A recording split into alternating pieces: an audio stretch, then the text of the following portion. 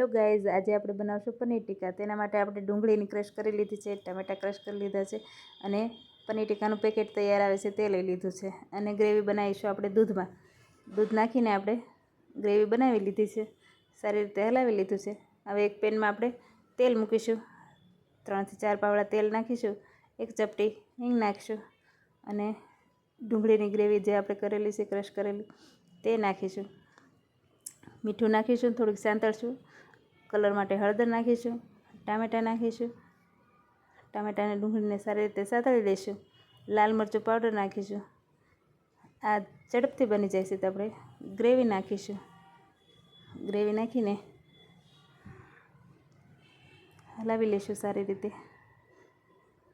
તમે જોઈ શકો છો તૈયાર છે આપણું પનીર ટીકા। એમાં કટકા કરીને નાખીશું અને તળીને તમે પણ નાખી શકો છો, અમે છીણીને નાખેલું છે।